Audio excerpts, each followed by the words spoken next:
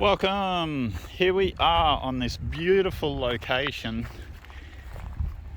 on the Sunshine Coast, regenerating soils. Now this place is really heavy in red clay.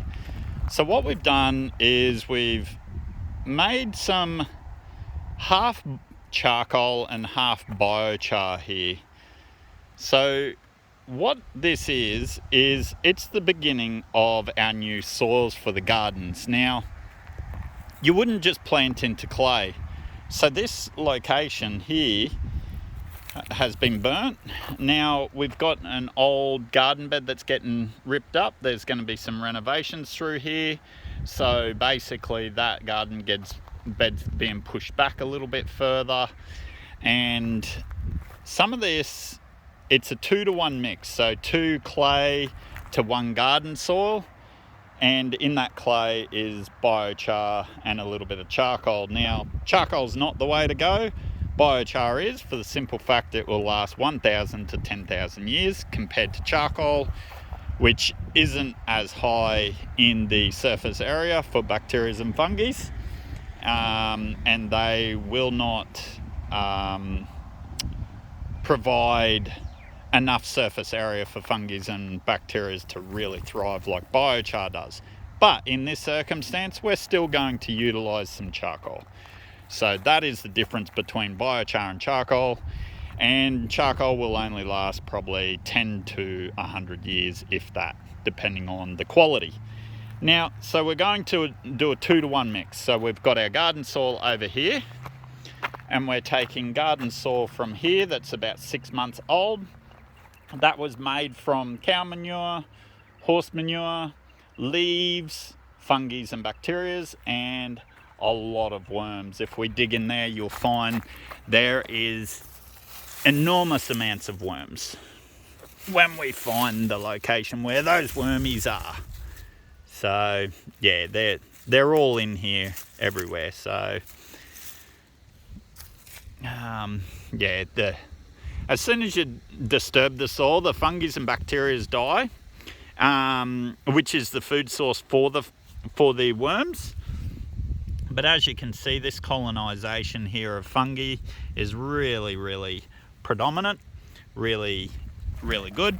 So the worms were probably 60 worms in a shovelful in that area, when now there's only 1. So it just goes to show, in locations where you just disturb it, not a little bit, but just a little bit, that they completely disappeared. They would have all went straight back into a hiding zone in through here. Some might be hiding down in here. Let's have a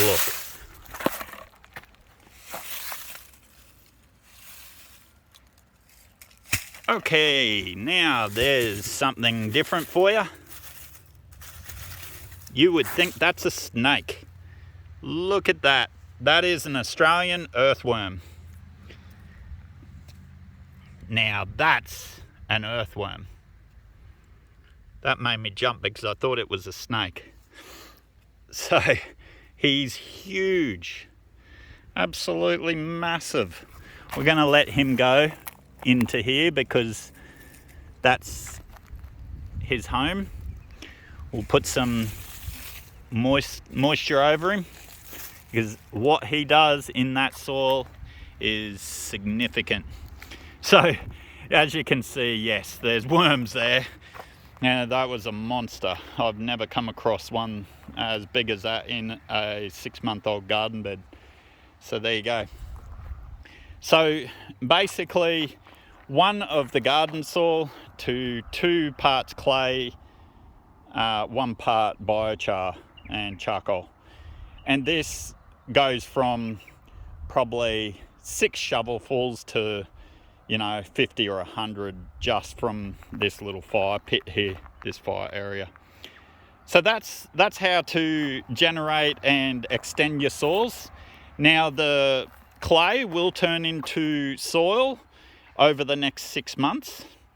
Majority of the soil, the top area, is actually clay. That was made from clay using cow manure as well, but the clay has turned into actual soil. and starting to break down because of the fungi and bacteria and the worms.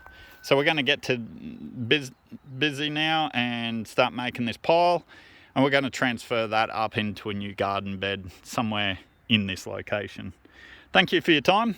If you got inquiries in regards to creating soil humus for your land, commercially or domestic, we're more than happy to come out, guide you and your community into soil terra preta, which is what we're doing here in this video, creating soil humus terra preta soils. Thank you from the Earthlove Global team. We'll be back next week with another short video.